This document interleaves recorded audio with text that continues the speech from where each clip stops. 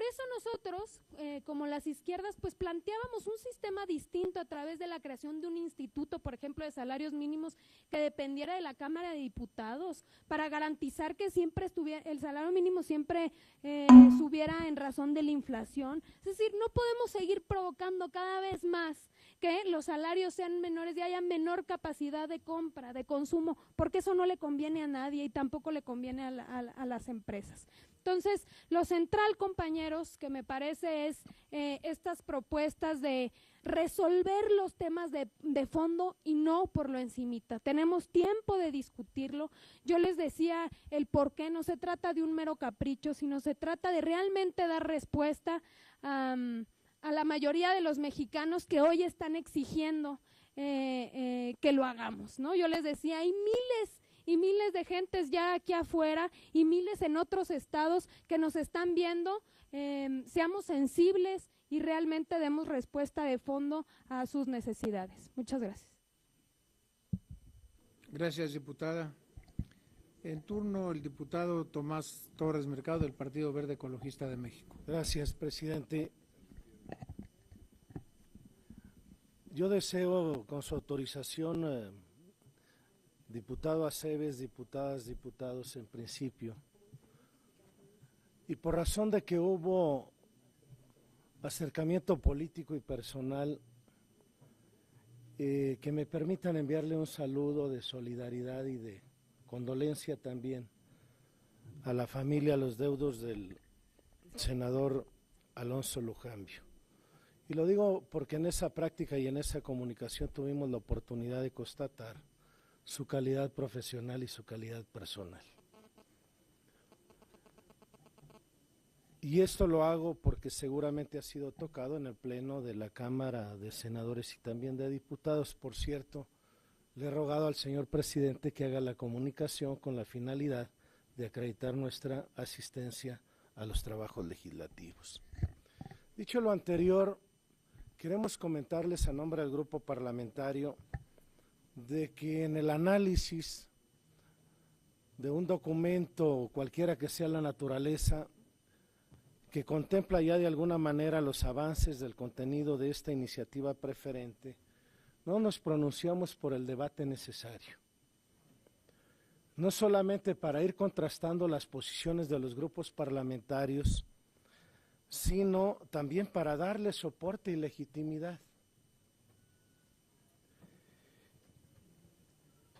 Estamos claro que nos hemos colocado en un procedimiento inédito. Se reformó la Constitución política del país para, queriendo contribuir en la construcción de políticas públicas de los gobiernos, pudiera llevar mano, denme licencia de decirlo así, el titular del Poder Ejecutivo para que al inicio de cada periodo de sesiones señalara para tratamiento prioritario dos iniciativas. Están colocadas en el Senado la relacionada con contabilidad gubernamental, su tratamiento uniforme, unitario, transparente de los entes públicos que hacen uso de recursos de la nación, y ahora el tema laboral. Yo estoy de acuerdo, compartimos, decía en tono de broma, pero no debe ser así, de que me preocupaba mucho que fuéramos coincidiendo en algunos puntos particulares contenidos en el documento. Y estamos de acuerdo en principio, porque los dos grandes retos, en principio, es darle tranquilidad y paz a la comunidad mexicana. Que haya condiciones para que, en un marco más o menos armónico, la gente pueda realizar sus actividades. Cuando se vive en zozobra y con miedo, los estándares de calidad del trabajo están afectados, porque está afectado el deber más importante de un gobierno y de la autoridad, que es justamente dar tranquilidad. Hay que ir, por supuesto, a la inversión productiva, a la generación del empleo, empleos permanentes y de calidad, remuneradores, lo compartimos. Y estamos colocados en el debate solo de una parte de las relaciones individuales y colectivas del trabajo, es decir, la parte privada. no se toca las relaciones de trabajo entre el sector público, entre la burocracia con el gobierno patrón, ¿eh? No, absolutamente.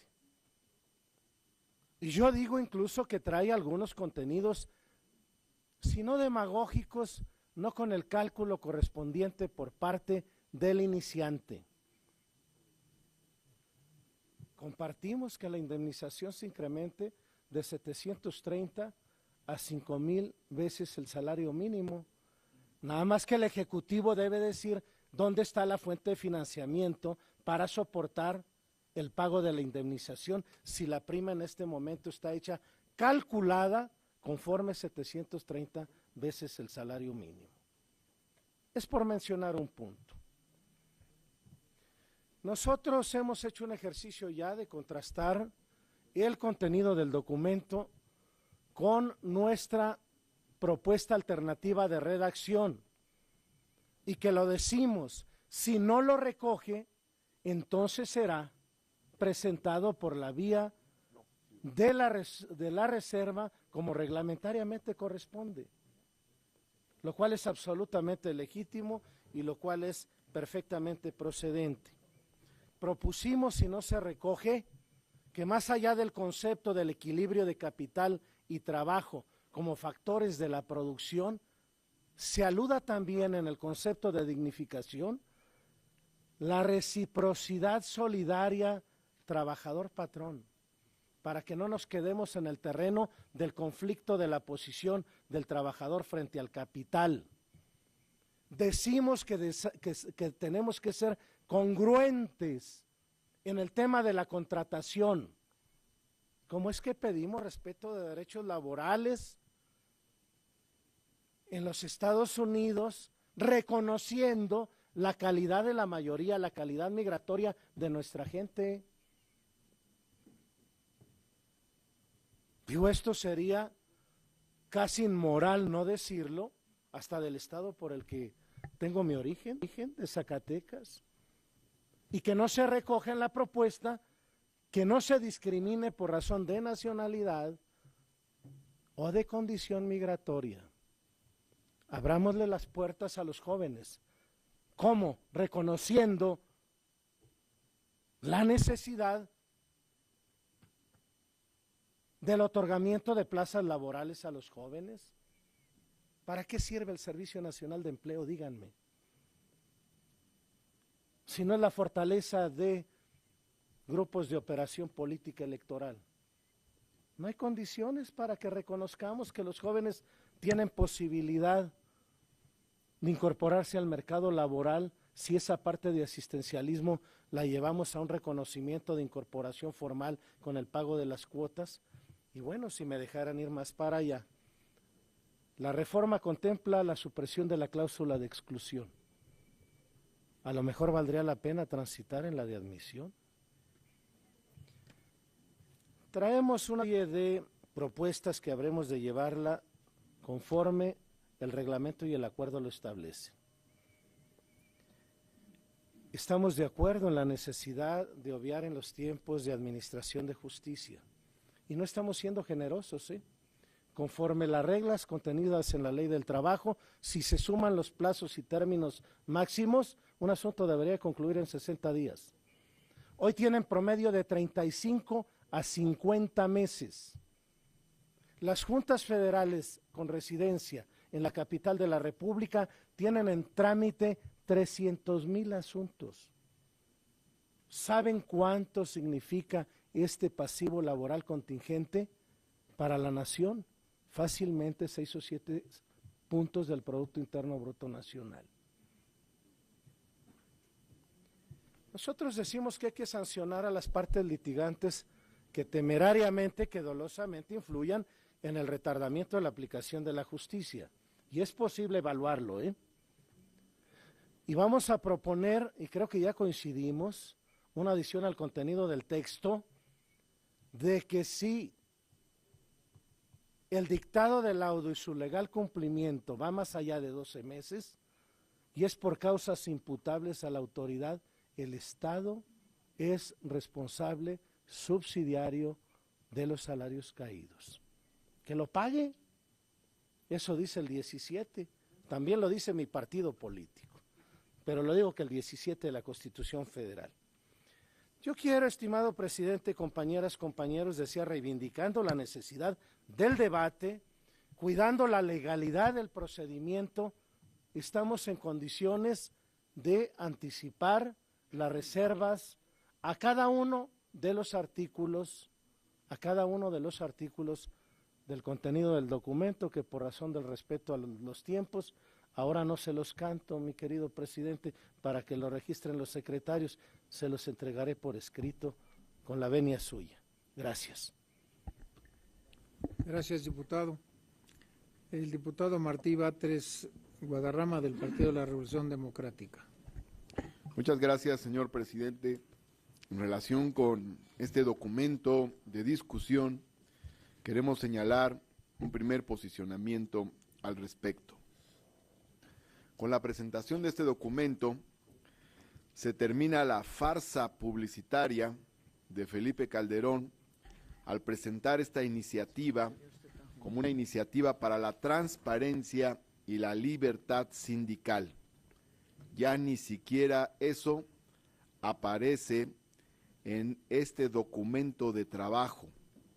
Sale a la luz la verdadera cara de terror laboral que pretende la iniciativa de Calderón. En este documento de trabajo no se tomaron en cuenta las propuestas del PRD. Existe más bien una negociación de lo peor que cada quien pudo aportar entre el PRI y el PAN. El PAN introduce el desmantelamiento de los derechos de los trabajadores, eufemísticamente llamado flexibilización laboral, la fragmentación del salario y del empleo, y el PRI mantiene intacto el viejo corporativismo sindical. Las propuestas del PRD se encuentran fuera de este documento. Nosotros nos preguntamos, ¿y el voto universal y secreto para elegir a los dirigentes y las dirigentes sindicales dónde está? La desaparición de las juntas de conciliación y la sustitución por jueces y tribunales laborales, el seguro del desempleo, el salario mínimo fijado por la Cámara de Diputados y no por una comisión técnica, la igualdad sustantiva entre trabajadoras y trabajadores, ¿dónde está? La transparencia de los recursos públicos entregados a los sindicatos, ¿dónde está? Ninguna de las propuestas de avanzada se encuentran en este documento que estamos discutiendo. Es un documento que combina lo peor. Ratifica el documento a discusión lo que plantea la iniciativa de Felipe Calderón, impulsada también por Enrique Peña Nieto. Anula la estabilidad del empleo, facilita la imposición de bajos salarios, condiciona la permanencia en el empleo a la productividad, desaparece los contratos de planta, anula el pago de indemnizaciones por despido al prever todo tipo de contratos temporales, abusa de los contratos a prueba, de capacitación inicial y de labores discontinuas, legaliza las renuncias en blanco al no prohibirlas, pulveriza el salario volviéndolo infinitesimal al prever los contratos por hora, legaliza la libre subcontratación, las llamadas empresas outsourcing, generando un mundo de ficción, anula las posibilidades de construir seguridad social, jubilación y prestaciones, pues trabajadoras y trabajadores no tendrán la permanencia necesaria para poder construir su futuro. Acorta el pago de salarios caídos a 1 año, permite despidos arbitrarios, cancela todo tipo de protección a trabajadores domésticos, le da al patrón el poder de decidir si se ha comportado un trabajador de manera equivocada con clientes o proveedores. Se legaliza el trabajo multiusos, retira la obligación del patrón de la entrega personal del aviso de despido por escrito. Permite a la autoridad determinar si se estalla una huelga o no. En definitiva, desaparece de la ley las tablas de enfermedades y riesgos de trabajo. Permite el aumento de accidentes de trabajo al condicionar y presionar el empleo a cambio de mayor productividad. Cancela el carácter tutelar de la ley a favor de las y los trabajadores y privatiza las relaciones laborales al dar al patrón la potestad de decidir el cumplimiento de las normas laborales que se encuentran aquí. La reforma que se propone es una contrarreforma, es una regresión a condiciones jurídicas previas al siglo XX y a la Revolución Mexicana. No es una reforma de futuro, no es modernizadora, no es democratizadora. Al plantear estas regresiones, se viola la Constitución Política de los Estados Unidos Mexicanos, que prevé que todas las mexicanas y mexicanos gozarán de los derechos humanos reconocidos en esta Constitución y en los tratados internacionales. Y las normas relativas, dice la Constitución ahora, a los derechos humanos se interpretarán favoreciendo en todo tiempo a las personas la protección más amplia. Y aquí se nos plantea la protección más pequeña. Todas las autoridades, dice la Constitución ahora, en el ámbito de su competencia tienen la obligación de promover, respetar y garantizar los derechos humanos de conformidad con, entre otros principios, el de progresividad, o sea, que pueden ampliarse, pero no reducirse. También la Convención Americana sobre Derechos Humanos dice que las partes se comprometen a lograr progresivamente la plena efectividad de los derechos. Y el Pacto Internacional de Derechos Económicos, Sociales y Culturales plantea que los Estados partes se comprometen a adoptar medidas para lograr progresivamente la plena efectividad de los derechos aquí reconocidos. Estamos ante una reforma que no solo violenta el procedimiento, como ya hemos señalado, sino también el contenido de la Constitución. Esta regresión tiene que ver con la destrucción de un principio que el maestro Mario de la Cueva señalara, que tiene en su esencia la idea de que no se puede tratar como iguales a los desiguales. El surgimiento del derecho social, como diría Gustav Radruf, consiste precisamente en la idea de homologar a quienes son desiguales para habilitarlos jurídica y políticamente frente a quienes tienen el mayor poder económico y político. Se trata de otra idea de justicia, diría Arnaldo Córdoba, para tratar de manera desigual a quienes son desiguales. Toda la construcción ideológica, conceptual y jurídica que ha surgido después de la Revolución Mexicana y plasmada en la Constitución del 17 es demolida y hecha añicos con la iniciativa de Calderón. Nuestro orgullo de ser la primera constitución social del mundo termina hecha pedazos. Se plantea además aquí una concepción absurda, equivocada y que viene a dar a la legislación laboral. Se pretende hacer una reforma económica en la legislación laboral y se dice que hay que apoyar a las empresas y que por eso se propone esta reforma laboral. Es completamente absurdo que se diga ahora que se quiere apoyar a las empresas cuando quienes han destruido a la empresa mexicana son precisamente el PRI y el PAN, con las votaciones en las que han coincidido en un 97% desde el sexenio de Carlos Salinas de Gortari, desde el cual han aprobado todas las reformas estructurales a las que se les ha planteado para su votación, aprobación por el Ejecutivo Federal. Todas esas reformas han destruido a las empresas, no los trabajadores y las trabajadoras, no son los salarios, ni las prestaciones, ni la seguridad social del mundo laboral el que ha destruido a las empresas. Son quienes han destruido a las empresas los que derruyeron los aranceles, los que terminaron con las políticas de fomento, los que restringieron el crédito para la producción, Esas son las medidas que deberían aplicarse para defender a las empresas mexicanas, sobre todo en un marco internacional. Hace apenas 5 días escuchábamos en una sesión de la Cámara de Diputados a un legislador hablar del derrumbe de los aranceles y precisamente el perjuicio que esto ha ocasionado entre las empresas. No vengan a decirnos ahora que quieren apoyar a las empresas, legisladores del PRI, del PAN, cuando ustedes han destruido toda protección a las empresas mexicanas y solo han pensado en cómo proteger al capital extranjero inversionista en el país. Esta iniciativa no es admisible, es una aberración, es una traición a nuestra historia, es una traición a las trabajadoras y a los trabajadores y es un engaño para el país. Pedimos, por sensibilidad, que dicha iniciativa sea desechada. Gracias. Tenemos tiempo de discutirlo.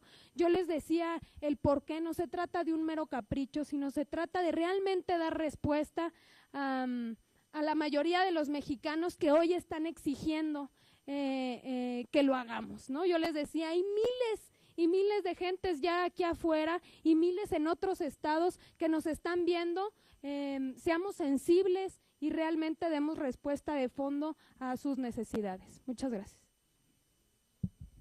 Gracias, diputada. En turno, el diputado Tomás Torres Mercado, del Partido Verde Ecologista de México. Gracias, presidente. Yo deseo, con su autorización, diputado Aceves, diputadas, diputados, en principio, y por razón de que hubo acercamiento político y personal, que me permitan enviarle un saludo de solidaridad y de condolencia también a la familia, a los deudos del senador Alonso Lujambio. Y lo digo porque en esa práctica y en esa comunicación tuvimos la oportunidad de constatar su calidad profesional y su calidad personal. Y esto lo hago porque seguramente ha sido tocado en el Pleno de la Cámara de Senadores y también de Diputados. Por cierto, le he rogado al señor presidente que haga la comunicación con la finalidad de acreditar nuestra asistencia a los trabajos legislativos. Dicho lo anterior, queremos comentarles a nombre del grupo parlamentario de que en el análisis de un documento, cualquiera que sea la naturaleza, que contempla ya de alguna manera. Por eso nosotros, como las izquierdas, pues planteábamos un sistema distinto a través de la creación de un instituto, por ejemplo, de salarios mínimos que dependiera de la Cámara de Diputados, para garantizar que siempre estuviera, el salario mínimo siempre subiera en razón de la inflación. Es decir, no podemos seguir provocando cada vez más que los salarios sean menores y haya menor capacidad de compra, de consumo, porque eso no le conviene a nadie y tampoco le conviene a las empresas. Entonces, lo central, compañeros, que me parece es estas propuestas de resolver los temas de fondo y no por lo a los avances del contenido de esta iniciativa preferente, no nos pronunciamos por el debate necesario. No solamente para ir contrastando las posiciones de los grupos parlamentarios, sino también para darle soporte y legitimidad. Estamos claro que nos hemos colocado en un procedimiento inédito. Se reformó la Constitución política del país para, queriendo contribuir en la construcción de políticas públicas de los gobiernos,